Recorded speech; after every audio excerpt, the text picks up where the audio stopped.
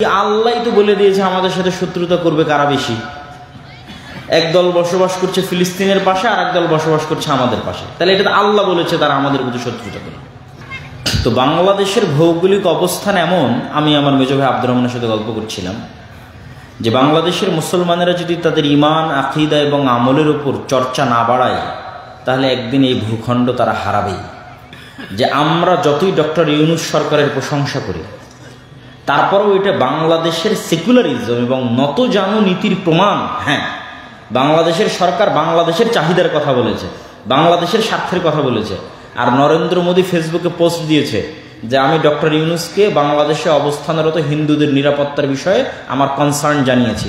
তো ডক্টর ইউনূস কি জানাতে পারতো না যে আপনার দেশে বসবাসরত মুসলমানদের নিরাপত্তা নিয়ে আমরা উদ্বিগ্ন? পারতো না? পারতো না? পারতো। কিন্তু এটাই হচ্ছে আমাদের অবস্থানের জায়গা, যে তারা তাদের ধর্ম ভুল হওয়ার পরেও, ভ্রান্ত হওয়ার পরেও, বাতিল হওয়ার পরেও তার ধর্মে সে কট্টর। তো কিন্তু এটার মানদণ্ডটা কোথায়? এটার মানদণ্ডটা যে জায়গায়, সে জায়গায় দাঁড়ালে তুমি ফেল হয়ে যাওয়া। এটার মানদণ্ডটা হচ্ছে সে গরুর মূত্র তার দিনের অংশ মনে করে খায়। বুঝেননি মনে আমার কথা? গরুর মূত্রের মতো একটা বিষয় বা গোবরের মতো একটা বিষয়কে তার দিনের উপরে সে কট্টর কত, যে এইরকম একটা ভুল বিষয়কেও সে পান করে তার দিনের উপর কঠোরতার কারণে। তাহলে ও সাহসী। আর তুমি যদি সাহসী হও, তুমি তো দাড়ি রাখতে ভয় পেয়েছ, তুমি তো টাকনোর উপর কাপড় তুলতে ভয় পেয়েছ। কে কোথায় জঙ্গি বলে দিবে, কে সন্ত্রাসী বলে দিবে। বিদেশে যাবে, আমেরিকা যাবে, ইংল্যান্ডে যাবে, দাড়িটি কাটো, কাটে পাসপোর্টের জন্য দাঁড়াও। মাথা থেকে টুপিটি সরাও, সেটা পাসপোর্টের জন্য দাঁড়াও। তো তুমি তো আগেই তোমার ধর্মকে বিক্রি করে দিয়েছো। তাহলে সাহসী কে? ও ভ্রান্তের উপর হতে পারে, কিন্তু ভ্রান্তের উপর কঠোরতা প্রমাণ করে যে ও প্রকৃত সাহসী। তোমার দিন সত্য হতে পারে, কিন্তু তোমার দিন সত্য হওয়ার পরও তোমার দুর্বলতা প্রমাণ করে তোমরা ভীরু কাপুরুষ। তাহলে এই জিনিসগুলোর সমাধান হচ্ছে, এই জন্য আমি বলেছি যে সারা পৃথিবী ডানপন্থী কঠোরতার দিকে যাচ্ছে। একমাত্র মুসলমানেরাই পাগল যে তারা সবসময় সেকুলারিজমের কথা বলতেছে। ডানপন্থী কঠোরতা বলতে ইসরায়েল ডানপন্থী কট্টর, মানে নিজ ধর্মে কট্টর। ভারত ডানপন্থী কট্টর, ধর্মের নামে ক্ষমতায় গেছে, ব্রাহ্মণ্যবাদী। এরা যদি ধর্মের নামে ক্ষমতায় গিয়ে সন্ত্রাসী না হয়, তো মুসলমান ধর্মের নামে ক্ষমতায় গিয়ে কেন সন্ত্রাসী হবে? কোন যুক্তিতে? আমেরিকাও ডানপন্থার দিকে আগাচ্ছে। আমেরিকার মাটিতে পরিবার বিরোধী যত আইন ছিল সব বাতিল করে দিচ্ছে ট্রাম্প। বাইবেল স্কুলগুলোতে অধ্যয়ন চালু করতেছে। এটা একদিক থেকে ভালো, কিন্তু আমি যেটা নিতে বলতেছি সেটা হচ্ছে যে তাই কট্টর ডানপন্থী ধর্মের দিকে আগাচ্ছে। আর আমরা একমাত্র মুসলমান, কত ধর্ম থেকে দূরে থাকা যায়। তাহলে আমার দাবির সাথে না আল্লাহ একমত হবে, না আমার দাবির সাথে পৃথিবী একমত হবে। আল্লাহ সুবহানাহু ওয়া তাআলা নিজেই কোরআনে বলেছেন, আমাদের বলা নয়, আল্লাহ বলছেন, আশাদ্দুন নাসি আদাওয়া, মুসলমান মুমিনদের সাথে শত্রুতায় সবচেয়ে বেশি ভয়ঙ্কর, সবচেয়ে বেশি কঠোর হবে ব্রাহ্মণ্যবাদী মুশরিক আর জায়নিস্ট ইহুদি। আল্লাহ বলেছেন কোরআনে যে মুসলমানদের উপর শত্রুতাই সবচেয়ে কঠোর হবে দুইটা জাতি। তার মানে কারা বাদ থাকলো? খ্রিস্টানেরা বাদ থাকলো। বড় জাতি যদি আমরা ধরি, তাহলে খ্রিস্টানেরা মুসলমানদের উপর শত্রুতায় এতটা কঠোর হবে না। এতটা কঠোর না হওয়ার পিছনে কারণও আছে। আল্লাহ খ্রিস্টানদেরকে বলেছেন ওয়ালাদ্দাল্লিন, তারা পথভ্রষ্ট। আর জায়নিস্টদেরকে বলেছেন যে এরা অভিশপ্ত, ইবলিস অভিশপ্ত। মানে ইবলিস সত্য জানে, জানার পরও মানে না। আর খ্রিস্টানেরা সত্যটা জানেই না, যদি সত্য জেনে নেয় সত্য মেনে নিবে।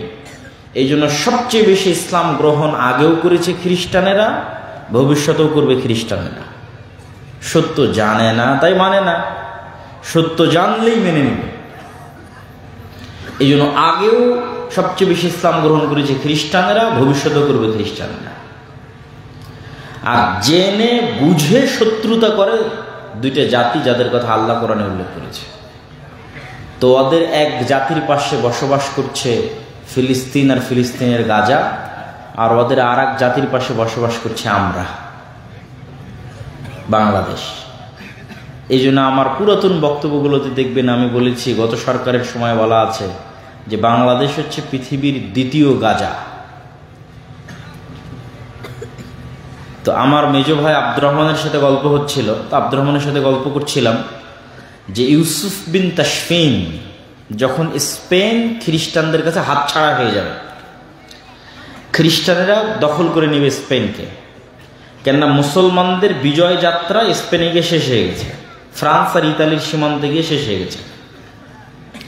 মুসলমানেরা শীত অঞ্চল বিজয় করতে পারে, শীতে যুদ্ধ করে অভ্যস্ত ছিল না, আর ইউরোপ শীত অঞ্চল। তো স্পেনের যে অংশটুকু গরম, কর্ডোভা, গ্রানাডা, এগুলো গরম অঞ্চল, ঠিক সৌদি, কুয়েত, কাতার, বাহরাইনের মতো। আবার যেই সীমান্তটা ফ্রান্সের সাথে লাগোয়া, ওখান থেকে শীত শুরু। প্রচণ্ড বরফের কারণে যুদ্ধ পরাজয় হয়। ওই সমস্ত বরফ আচ্ছাদিত অঞ্চলে যুদ্ধে মুসলিম মুজাহিদরা অভ্যস্ত ছিল না।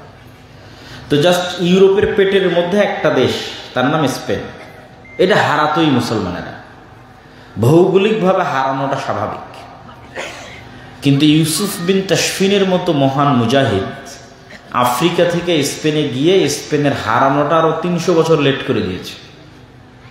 তার বিজয় অভিযানের কারণে যে সময় হারানোর কথা ছিল সে সময় না হারিয়ে আরো 300 বছর পর হারিয়েছে। তো এইরকম একই ঘটনা কিন্তু ভারত উপমহাদেশেও ঘটেছে। যখন মুঘল সাম্রাজ্যের পতন হয় এখনই ধ্বংস হয়ে যাবে, নিভে যাবে, তখন মুঘলেরা চিঠি লিখেছে আফগানদের কাছে যে আমরা তো শেষ হয়ে গেলাম, মারাঠারা আমাদের ধ্বংস করে দিল, আমাদের সেই শান শৌকত, জৌলুস, জেহাদি জাজবা কিছু নাই, তোমরা আসো একটু বাঁচাও।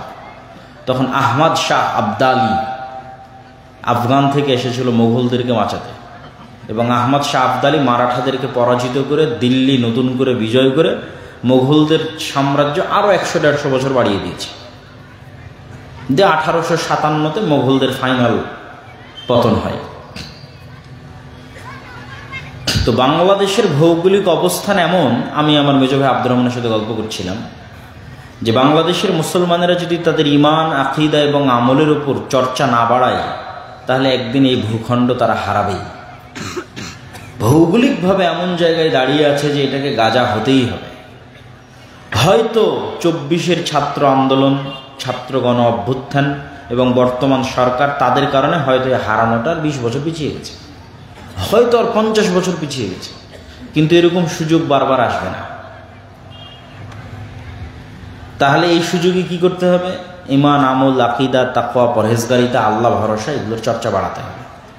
না হলে আমাদের ভৌগোলিক অবস্থান বলছে আমরা অনিরাপদ। তো আলোচনা শুরু করেছিলাম কি, আল্লাহই তো বলে দিয়েছে আমাদের সাথে শত্রুতা করবে কারা বেশি। একদল বসবাস করছে ফিলিস্তিনের পাশে, আর একদল বসবাস করছে আমাদের পাশে। তাহলে এটা তো আল্লাহ বলেছে তারা আমাদের প্রতি শত্রুতা করবে। কারণ কি এই শত্রুতার? এই শত্রুতার মূল কারণ হচ্ছে সুপারিয়রিটি থিওরি। সুপারিয়রিটি মানে হচ্ছে নিজেকে জন্মগতভাবে অন্যের চাইতে বেস্ট কল্পনা করা। ইহুদিরা বাই বর্ন জন্মগতভাবে মনে করে যে তারা চোজেন বাই দ্য গড, আল্লাহ কর্তৃক বাছাইকৃত, আর তারা বাদে আর বাকি সবাই তাদের গোলাম। এই গোলামদেরকে হত্যা করা যেমন তাদের অধিকার, এই গোলামদের স্ত্রীদের ভোগ করা তাদের অধিকার। এই জন্য তারা ন্যূনতম কষ্ট বোধ করে না যে আমি 1000 মারলাম কি 1,00,000 মারলাম। এই ফিলিংস মুসলমান মারলেও তৈরি হবে না, হিন্দু মারলেও তৈরি হবে না, খ্রিস্টান মারলেও তৈরি হবে না। কেননা তার ফিলিংসটা কি, যে আমি আল্লাহ কর্তৃক বাছাইকৃত। এই জন্য নতুন করে কেউ ইহুদি হতে পারবে না। আপনি বলবেন যে আজকে আমি ইহুদি ধর্ম গ্রহণ করবো না, বাই বর্ন, জন্মগত হতে হবে। তো তার ব্লাড, রক্তের দিক থেকে তারা বিশ্বাস করে যে তারা পৃথিবীর সর্বশ্রেষ্ঠ রক্তের অধিকারী বংশগতভাবে, তাদেরকে আল্লাহ বাছাই করেছে, অতএব পৃথিবীর বাকি সবাই গোলাম। ঠিক সেম মতবাদ আমাদের পার্শ্ববর্তী দেশের ব্রাহ্মণ্যবাদী মতবাদে বিশ্বাসী যারা, তারা বিশ্বাস করে। সেটা কি, ব্রাহ্মণেরা ভগবানের মাথা থেকে তৈরি হয়েছে, অতএব আর ব্রাহ্মণ বাদে আর বাকি যারা আছে তারা সব গোলাম। এমনকি একটা সময় ছিল ভারত উপমহাদেশে যে যারা শূদ্র, যারা ক্ষত্রিয়, যারা দাস, তাদের বাচ্চাদেরকে জবাই পর্যন্ত করা হতো বলিদান হিসেবে। ব্রাহ্মণের সন্তানকে কোনোদিন বলিদান দেওয়া হয় না, ব্রাহ্মণের সন্তানকে কোনোদিন জবাই করা হয় না, কিন্তু তাদের নিম্ন শ্রেণীর হিন্দু যারা আছে তাদের জবাই করা হয়েছে। আর বাংলাদেশের মানুষ এত বেশি মুসলমান হয়েছে কেন? এইটাই হচ্ছে সেটা কারণ। ব্রাহ্মণ্যবাদীদের এই সুপারিয়রিটি থিওরি, আর্যদের নিজেদেরকে এই মহৎ মনে করা, আর বাকিরা সব তাদের গোলাম। মুসলমানদেরকে তারা বলতো লেচ্ছ, জবন, অস্পৃশ্য, মানে মুসলমানের গায়ে হাত দিলেও অপবিত্র হয়ে যাবে, মুসলমান ঘরে ঢুকলে ঘর অপবিত্র হয়ে যাবে। শেখ মুজিবুর রহমানের আত্মজীবনীতে লেখা আছে যে সে একবার তার এক হিন্দু বন্ধুর বাড়িতে প্রবেশ করায় তার হিন্দু মা, বোন, খালা সব মিলে বাড়ি ধুয়ে পরিষ্কার করেছে। উনি নিজে লিখেছেন ওনার আত্মজীবনীতে। তাহলে সেম ইহুদিরা যেমন সুপারিয়রিটি থিওরিতে বিশ্বাস করে যে আমরা পৃথিবীর সর্বশ্রেষ্ঠ সন্তান, ব্রাহ্মণেরা বিশ্বাস করে যে আমরা ভগবানের মাথা থেকে তৈরি হয়েছি, বাকি সব আমাদের গোলাম। আর মুসলমানেরা তো আরো নিকৃষ্ট পশু, এদের কোনো গণনার মধ্যে, পশু প্রাণী হিসেবে গণনার মধ্যে পড়ে না, মানুষ হিসেবে গণনা তো বহু দূরের কথা, না ইহুদিদের কাছে না ব্রাহ্মণ্যবাদীদের কাছে। তাহলে বাংলাদেশের মুসলমানের এত মুসলমান হলো কেন? এত মুসলমান হওয়ার কারণ হচ্ছে বাংলাদেশের নিম্নবর্ণের হিন্দুরা যখন দেখলো, বেশিরভাগ নিম্নবর্ণের হিন্দুরা ইসলাম গ্রহণ করেছে, নিম্নবর্ণের হিন্দুরা যখন দেখলো যে এত সুন্দর একটা ধর্ম যেখানে কোনো জাতপাত নাই, একই মসজিদে সবাই সমানভাবে দাঁড়াচ্ছে, পায়ে পা মিলিয়ে সমানভাবে উজু করতেছে, কোনো ভেদাভেদ নাই, না রঙের, না জাতের, না পাতের, তাহলে এত জুলুমের মধ্যে কে থাকবে? লাথি মারো এই জুলুমের ধর্মকে, গ্রহণ করো সাম্যতার ধর্ম, সম্মানের ধর্ম, মর্যাদার ধর্ম ইসলাম। তখনই বাংলাদেশে মানুষ, হাজার হাজার মানুষ ইসলাম গ্রহণ করেছে। ইসলামের এই সাম্যতা, এই মর্যাদা, এই সম্মান, এই মানবতা দেখে আমাদের পিতৃপুরুষরা, আমাদের আদি পিতারা। কিন্তু ব্রাহ্মণদের ওই স্বভাব কিন্তু পরিবর্তন হয়নি। আর আজকে যারা ক্ষমতায় আছে তারা সেই কট্টর ব্রাহ্মণ্যবাদী। সুতরাং বিশ্বাসগতভাবে তারা মুসলমানদেরকে শত্রু মনে করে, এবং এমন পর্যায়ে তারা এই শত্রুতাকে নিয়ে গেছে যে শত্রুতা করারও একটা লিমিট থাকতে হয়। তারা এই শত্রুতাটাকে এমন পর্যায়ে নিয়ে গেছে যে তারা ভারতের ইতিহাসকে পর্যন্ত অস্বীকার করতেছে। আজকের যুগে এসে ভারতের ইতিহাস কি? একটা হিস্টোরিয়ান, একজন ঐতিহাসিকও ডকুমেন্ট দিতে পারবে না যে একটা টাকা মোগলরা ভারত থেকে আফগানিস্তানে নিয়ে গেছে, ভারত থেকে উজবেকিস্তানে নিয়ে গেছে, ভারত থেকে কাজাখস্তান, বোখারায় নিয়ে গেছে। একটা টাকা ভারত থেকে মোগলরা পাচার করেছে। কেননা মুসলমানদের স্বভাবের মধ্যেই নাই যে মুসলমানরা কোনো দেশ বিজয় করলে সেখান থেকে টাকা পাচার করবে, স্বভাবের মধ্যে নাই।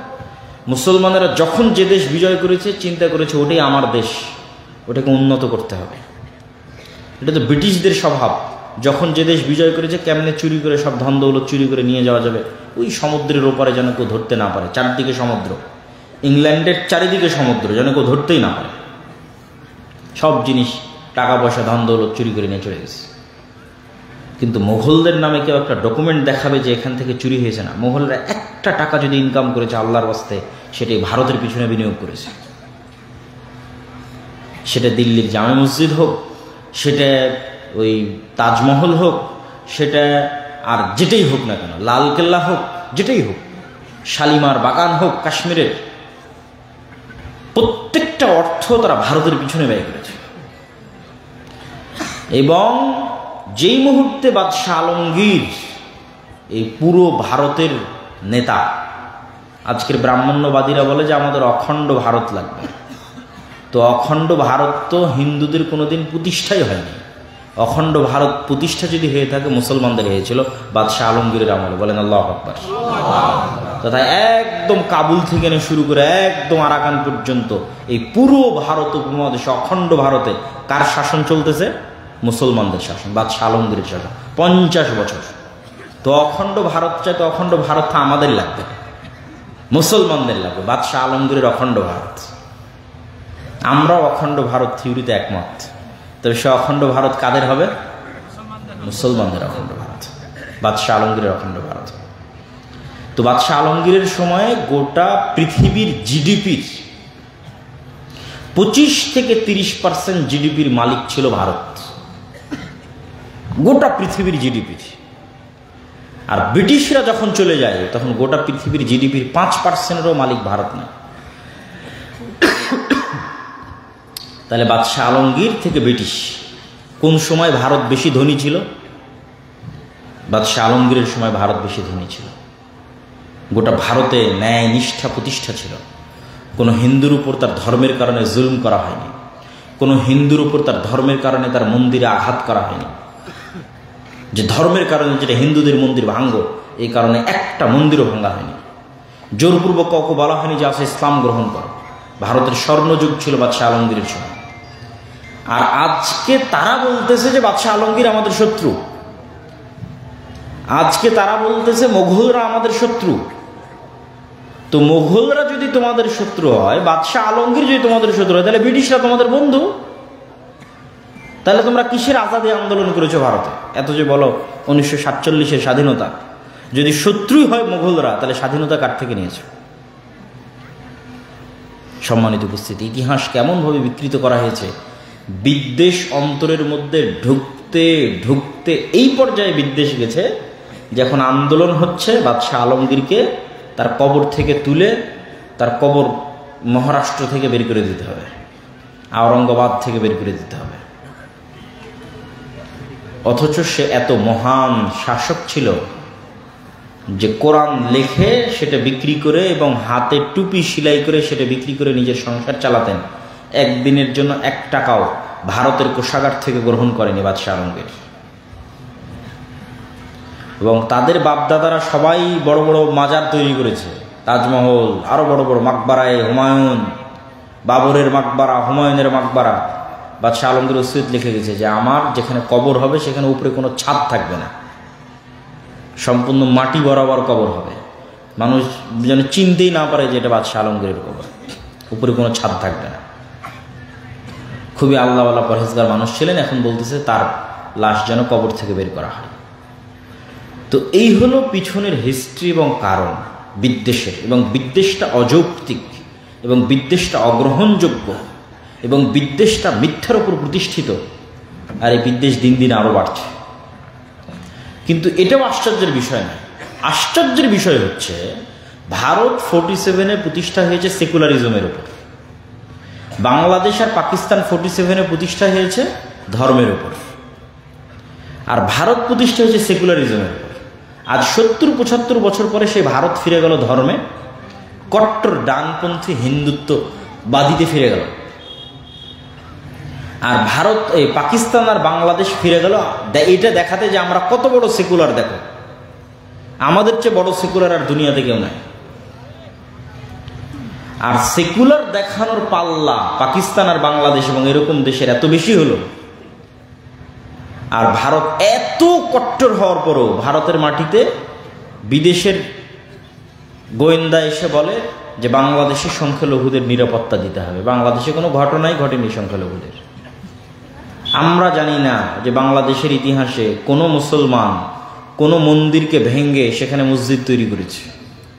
একটা উদাহরণ যে বাংলাদেশের ইতিহাসে বা পাকিস্তানের ইতিহাসে কোথাও একটা মন্দির ভেঙে সেখানে মসজিদ তৈরি করা হয়েছে, কোথাও কোনো হিন্দুকে গণপিটুনিতে হত্যা করা হয়েছে না। এর বিপরীতে অহরহ ঘটতেছে ভারতে। মসজিদ ভাঙ্গো, এটা নাকি আগে মন্দির ছিল, সব মসজিদই নাকি আগে মন্দির ছিল, এই জন্য সব মসজিদ ভেঙে মন্দির তৈরি করা। আর যে কোনো মুসলমান যদি শুধু বোঝা যায় যে হ্যাঁ তার কাছে গরুর গোস্ত আছে বা ছিল বা ফ্রিজে আছে, ওকে ধরে হত্যা করো,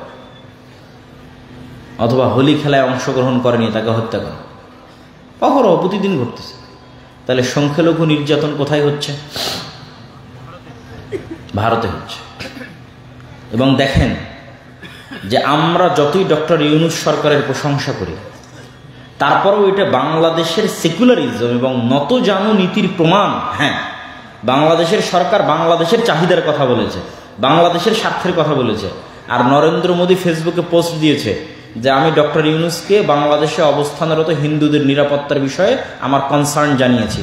তো ডক্টর ইউনূস কি জানাতে পারতো না যে আপনার দেশে বসবাসরত মুসলমানদের নিরাপত্তা নিয়ে আমরা উদ্বিগ্ন? পারতো না? পারতো না? পারতো।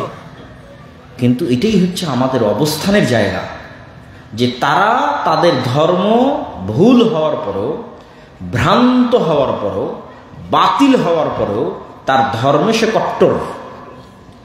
আর মুসলমানের দিন সত্য, মুসলমানও জানে, ডক্টর ইউনূসও জানে যে ইসলাম একটা সত্য ধর্ম, সত্য দিন, সবাই জানে মুসলমানের।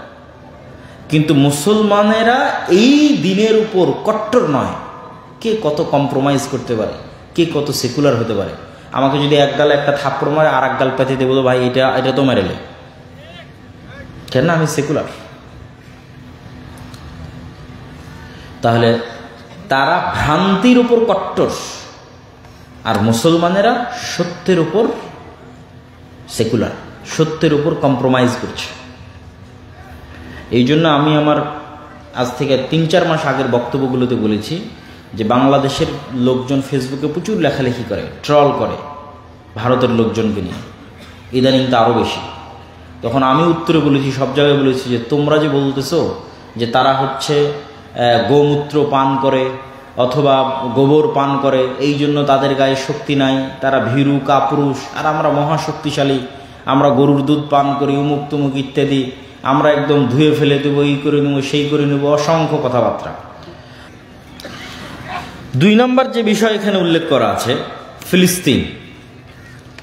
ফিলিস্তিনকে আমরা ফিলিস্তিন বলছি, কিন্তু কোরআন এবং হাদিসে সেটাকে বলা হয়েছে শাম, মানে সিরিয়া। আজকের ইসরায়েলও সিরিয়া, আজকের ফিলিস্তিনও সিরিয়া, আজকের লেবাননও সিরিয়া, আজকের জর্ডানও সিরিয়া, আজকের সিরিয়াও সিরিয়া। এই যে 1947-এ ব্রিটিশরা যেমন এই পাকিস্তান আর বাংলাদেশকে ভাগ করে হিন্দুদের জন্য একটা বড় দেশ তৈরি করে দিয়েছে, এই ব্রিটিশরাই ওই আরবের সিরিয়াকে ভাঙ্গে টুকরা টুকরা করে ওর মধ্যে ইসরায়েলদের জন্য দেশ তৈরি করে দিয়েছে 1 বছর আগে পরে। আমাদের বিশাল অখণ্ড ভারত, মুসলমানদের অখণ্ড ভারতকে ভাঙ্গে হিন্দুত্ববাদীদের জন্য একটা ভারত তৈরি করে দিয়েছে 47-এ, আর মুসলমানদের বিশাল অখণ্ড মধ্যপ্রাচ্য আরব ভূখণ্ডকে ভেঙ্গে 1948-এ ইহুদিদের জন্য তৈরি করে দিয়েছে ইসরায়েল। 1 বছরের ডিফারেন্স। সবগুলো শাম, সবগুলো সিরিয়া। এই জন্য প্রথমে মাথায় রাখতে হবে শাম, দ্বিতীয়ত মাথায় রাখতে হবে মসজিদে আকসা ও তার পার্শ্ববর্তী অঞ্চল। মসজিদে আকসা এবং তার পার্শ্ববর্তী অঞ্চলকে আল্লাহ কোরআনে 2 বার বলেছে বরকতময়, আর 2 বার বলেছে পবিত্র ভূমি। একবার আল্লাহ সুবহানাহু ওয়া তাআলা বলছে সুবহানাল্লাযী আসরা বিআবদিহি লাইলাম মিনাল মাসজিদিল হারামি ইলাল মাসজিদিল আকসা আল্লাযী বারাকনা হাওলা।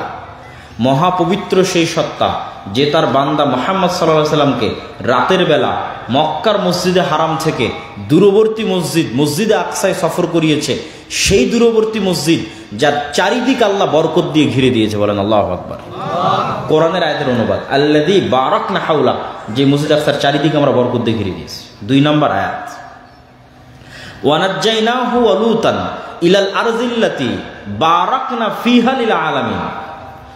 আমি আল্লাহ ইব্রাহিমকে আশ্রয় দিয়েছি, লুতকে আশ্রয় দিয়েছি পৃথিবীর ওই মাটিতে, যেই মাটিতে আমি বরকত রেখেছি সারা পৃথিবীর মানুষের জন্য। বলেন আল্লাহু আকবার। কোরআনের আয়াতের অনুবাদ করতেছি। আল্লাহ বলছেন আমি ইব্রাহিমকে আশ্রয় দিয়েছি আর লুতকে আশ্রয় দিয়েছি ওই মাটিতে। ইব্রাহিমকে কিভাবে? ইরাক থেকে যখন তার বাপ বের করে দিলেন তখন। লুতকে কিভাবে? লুতের সম্প্রদায়ের শহর আল্লাহ উল্টিয়ে দিয়ে যখন ধ্বংস করে দিলেন তখন লুত আলাইহিস সালাম সহ ইমানদাররা পালিয়ে যেখানে আশ্রয় নিয়েছিল।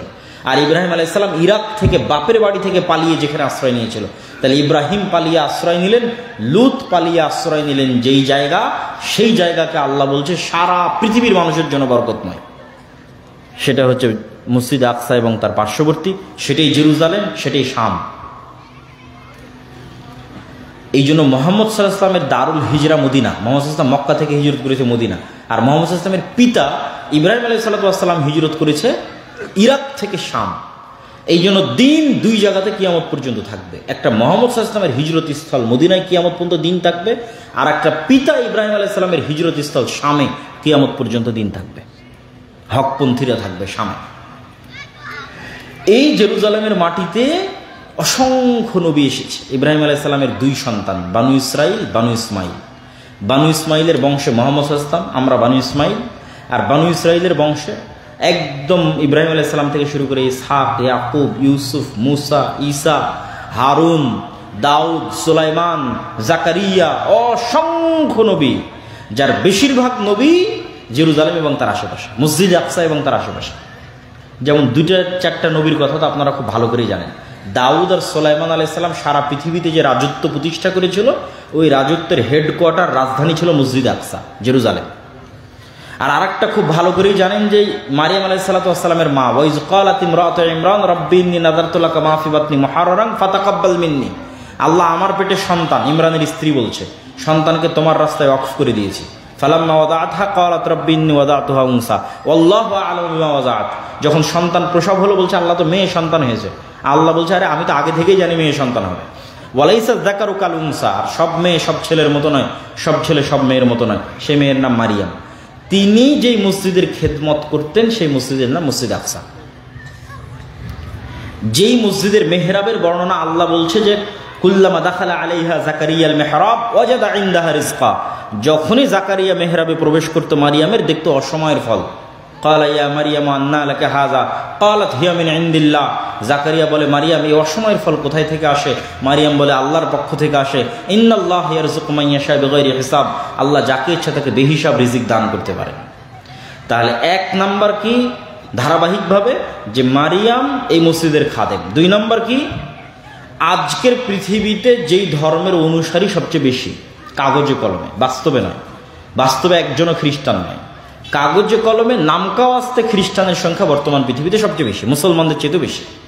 তাহলে খ্রিস্টান ধর্মের যিনি নবী ঈসা আলাইহিস সালাম তথা মারিয়ামের সন্তান, তার জন্মই জেরুজালেমে, মসজিদ আকসা থেকে দূরবর্তী অঞ্চলে উনি তার সন্তানকে প্রসব দিয়ে যখন সন্তানকে কোলে নিয়ে লোকালয়ে ফিরে আসছেন, আল্লাহ কোরআনে বলছে মা কানা আবুকে ইমরা আসাউইন ওয়া মা কানাত উম্মুকে বাগিয়া।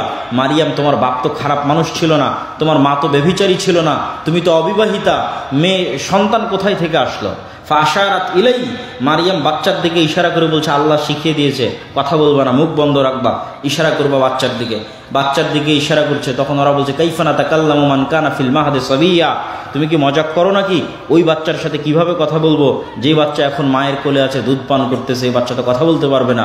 তখন ঈসা আলাইহিস সালাম মায়ের কোল থেকে বলে উঠছে ইন্নী আব্দুল্লাহ আতানিয়াল কিতাব ওয়া জাআলানি নাবিয়্যা, আমি আল্লাহর বান্দা, আল্লাহ আমাকে কিতাব দিয়েছে, আল্লাহ আমাকে নবী করেছে। ওয়া আওসানি বিস সালাতি ওয়াজ যাকাতি মা দুমতু হাইয়া, আর আল্লাহ আমাকে আদেশ দিয়েছে যতদিন বেঁচে থাকবো ততদিন যেন সালাত আর যাকাত বাদ না যায়। আল্লাহু আকবার। মায়ের কোলে ছোট্ট বাচ্চা কথা বলতেছে, তখন বলতেছে সালাত যাকাত বাদ দেওয়া যাবে না। প্রথম কথার মধ্যেই আছে যে আল্লাহ আমাকে আদেশ দিয়েছে যে সালাত আর যাকাত যেন বাদ না যায়। তাহলে এই জেরুজালেমের সাথে নবীদের ইতিহাস জড়িত। এবং এখানে আরেকটা সূক্ষ্ম জিনিস আপনাদের মনে রাখতে হবে, ইউরোপ এবং আমেরিকার মানুষেরা চামড়ার অহংকার করে যে আমাদের চামড়া সাদা চামড়া, আফ্রিকান নিগ্রোরা তো একদম কালো, এই জন্য ওদেরকে গোলাম বানিয়ে রাখে, আর এশিয়ারা যেহেতু শ্যামা সাদা অথবা শ্যামা মেটে, এদেরকেও একটু ডিসকোয়ালিফাই মানে ভিন্ন দৃষ্টি দেখে। এই রেসিজমটা আগে অনেক বেশি ছিল, এখন একটু কমেছে, কিন্তু অন্তরের মধ্যে আছে।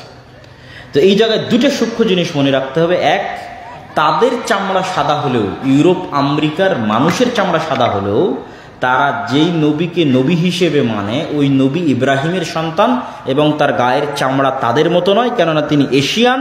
তার গায়ের চামড়া মুহাম্মদ সাল্লাল্লাহু আলাইহি ওয়াসাল্লামের মতো, তার গায়ের চামড়া আমাদের মতো। 1 নাম্বার মনে রাখার বিষয়। 2 নাম্বার মনে রাখার বিষয় কি, আজকের ইহুদিরা যদি বলে যে হ্যাঁ আমরা বাইগণ, ইসহাক, ইয়াকুব, ইউসুফ, তাদের 12 ভাই, তাদের সন্তান, তো ওদেরও গায়ের চামড়া সাদা হবে না, ইউরোপিয়ান আমেরিকানদের গায়ের চামড়ার মতো হবে না যদি বাইবর্ন ওদের সন্তান হয়। তাদের গায়ের চামড়া হবে মুসলমানদের মতো, কেননা এশিয়ানদের মতো, আরবদের মতো, ইউরোপিয়ান আমেরিকানদের মতো না। সুতরাং তাদের এই দাবির মধ্যে অবশ্যই কোনো ধোঁকা বা সঠতা আছে। সম্মানিত উপস্থিতি, কি বলছিলাম? ফিলিস্তিন ইস্যু। ফিলিস্তিন ইস্যুতে আগে আমাদের জানতে হবে এই জায়গার গুরুত্বটা কত, এই জায়গার মহত্বটা কত। তাহলে আমরা এই আয়াত, এই ইতিহাস, এগুলোতে বোঝা গেল যে এটা কত মহৎ এবং মহান জায়গা। এবং বর্তমান পৃথিবীর তাহলে 3-3টে ধর্মের পবিত্র স্থান হলো এই জায়গাটা। মুসলমানদেরও পবিত্র স্থান, খ্রিস্টানদেরও পবিত্র স্থান, ইহুদিদেরও পবিত্র স্থান। এবং এই জন্য ওমর রাদিয়াল্লাহু তাআলা আনহু যখন জেরুজালেম বিজয় করে, না খ্রিস্টানদের জায়গায় নামাজ পড়েছে না ইহুদিদের জায়গায় নামাজ পড়েছে। উনিও খুব বুদ্ধিমান ছিলেন, চৌকস ছিলেন। তো এই মহান জায়গা আমাদের হাতছাড়া হয়ে গেল। আমাদের বাপদাদারা যখন হজের সফরে যেত, মক্কাতেও নামাজ পড়তো, মদিনাতেও নামাজ পড়তো, মসজিদে আকসাতেও নামাজ পড়তো। আর আমরা 70-80 বছর থেকে কোনো মুসলমান, বাইরের কোনো মুসলমান মসজিদে আকসায় নামাজ পড়তে যেতে পায়নি। তাহলে মসজিদে আকসার নামাজ থেকে আল্লাহ আমাদের বঞ্চিত রেখেছে, এটা আমাদের জন্য আযাব। লা তুসাদ্দুর রিহাল ইল্লা সালাসা, পৃথিবীর একমাত্র 3টে জায়গায় ইবাদতের জন্য যাওয়া নেকির কাজ। আর পৃথিবীর কোনো জায়গায় ইবাদতের উদ্দেশ্যে গেলে গুনাহ হবে। ধরেন কেউ যদি মনে করে যে আমি আল্লাহর নবীর কবর জিয়ারত করতে বাংলাদেশ থেকে মদিনা যাব, গুনাহগার হবে। বুঝেন? কিন্তু আপনি এখান থেকে পাসপোর্ট করলেন, ভিসা করলেন, আপনার নিয়ত আল্লাহর নবীর কবর জিয়ারত করব, গুনাহগার। এই নিয়তে যে আল্লাহর নবীর কবর জিয়ারত করলে আমি বেশি কোনো নেকি পেতে পারি। নিয়ত কি হতে হবে? 3টে জায়গায় ইবাদতের জন্য যাওয়া যায়। 1 মক্কার মসজিদে হারাম, 2 মদিনার মসজিদে নববী। মসজিদে নববীতে চলে এসেছি, তাই এখানে আল্লাহর নবীর কবর আছে, তাই একটু জিয়ারতটা করে নিই, এটাতে সমস্যা নেই। কিন্তু নিয়ত মসজিদে নববী। আর আরেকটা জায়গা, সেটা মসজিদে আকসা, যেখানে ইবাদত করার উদ্দেশ্যে সফর করলে নেকি হবে, যেখানে সালাত আদায়ের উদ্দেশ্যে সফর করলে নেকি হবে। কিন্তু আমরা কিন্তু সেই সালাতের নেকি থেকে বঞ্চিত, আল্লাহ বঞ্চিত করে রেখেছে। তাহলে এই সম্মান আল্লাহ আমাদের পূর্ববর্তীদের দিয়েছে। কেন দিয়েছে? ওমর রাদিয়াল্লাহু তাআলা আনহু যেদিন, তাহলে এই প্রবলেমের সমাধান হয়ে যাবে। ওমর রাদিয়াল্লাহু তাআলা আনহু যেদিন জেরুজালেম বিজয় করবেন, তখন আবু উবাইদা ইবনুল জাররাহ 4000 সাহাবী সহ 12,000 সৈন্য নিয়ে জেরুজালেম ঘেরাও করে আছে। প্রায় 1 মাস থেকে ঘেরাও চলতেছে, রক্তপাত চায় না। পাদ্রীরা বলল, ঠিক আছে, আমরা শেষ পর্যন্ত আত্মসমর্পণ করতে রাজি আছি, চাবি হস্তান্তর করতে রাজি আছি, আমিরুল মুমিনিন খলিফাতুল মুসলিমিনকে আসতে হবে। আমাদের বইয়ে যার ভবিষ্যৎবাণী করা আছে সে আবু উবাইদা ইবনুল জাররাহ নয়। এখন তোমাদের যে প্রধান সেনাপতি, সে ওই ব্যক্তি নয় যার হাতে আমরা চাবি হস্তান্তর করব। আমাদের ধর্মীয় বইয়ে এগুলো লেখা নাই, তবে একজনের কথা লেখা আছে, তাকে আসতে হবে, তাকে আমরা যাচাই করব। তা আমিরুল মুমিনিন খলিফাতুল মুসলিমিনের কাছে চিঠি লেখা হলো। উনি আসলেন, যখন উনি জেরুজালেমে প্রবেশ করছেন, তখন উনি উটের রশি ধরে টানছেন। এটা কিন্তু 1200 কিলোমিটারের পথ, মদিনা থেকে রওনা দিয়ে ফিলিস্তিনের জেরুজালেম 1200 কিলোমিটার পথ, উটের পথে আসছেন।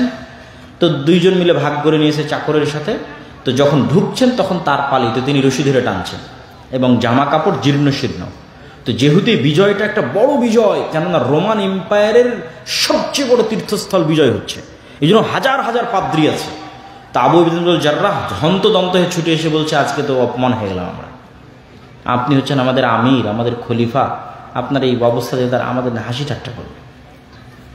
ওমর রাদিয়াল্লাহু তাআলা বলছে, এই কথা তুমি বাদে অন্য কেউ বললে খুব কষ্ট পেতাম না, কিন্তু তুমি বলাতে কষ্ট পেলাম। আমরা ছিলাম মরুভূমির রাখাল, দুনিয়ার কেউ চিনত না। জাহিলি যুগে আমি ওমর, আমাকে কেউ চিনত না। আর আজকে আমি ওমর অর্ধ পৃথিবীর শাসক, আবার রোমান এম্পায়ারের সবচেয়ে বড় তীর্থস্থল আমি ওমর বিজয় করতেছি। তো তোমরা কি মনে করছো এটা জামা কাপড়, পোশাক আশাক, স্টাইল আর এই সমস্ত এগুলো কিছু দিয়ে অর্জন করেছি? না। আ'আজ্জানাল্লাহু বিল ইসলাম, ইসলাম এবং কোরআনের অনুসরণ আল্লাহ আমাদেরকে সম্মান দিয়েছে। আল্লাহু আকবার। পৃথিবীর ইতিহাসের কোনো যুদ্ধে মুসলমানেরা শক্তি ক্ষমতা দিয়ে বিজয় অর্জন করেনি। আজকে মুসলমানদের কাছে যে ক্ষমতা আছে, যে শক্তি আছে, তার শিকি ক্ষমতা খোলাফায়ে রাশিদিনের আমলে মুসলমানদের কাছে ছিল না। তার শিকি ক্ষমতা সুলতান মোহাম্মদ আল ফাতেহ, যিনি তুরস্ক বিজয় করেছেন, তার কাছে ছিল না। সুলতান সালাহুদ্দিন আইয়ুবী, তার কাছে ছিল না। শিকি ক্ষমতা ছিল না। আজকের মুসলমানদের যে ক্ষমতা আছে, আজকের পাকিস্তানের যে ক্ষমতা আছে, বাংলাদেশের যে ক্ষমতা আছে, সৌদি আরব, তুরস্ক, মালয়েশিয়ার যে ক্ষমতা আছে, এর একটা দেশের যে ক্ষমতা, তার শিকি ক্ষমতা খোলাফায়ে রাশিদিনের আমলে ছিল না। তাহলে প্রত্যেকটা যুদ্ধে মুসলমানের সংখ্যা কম,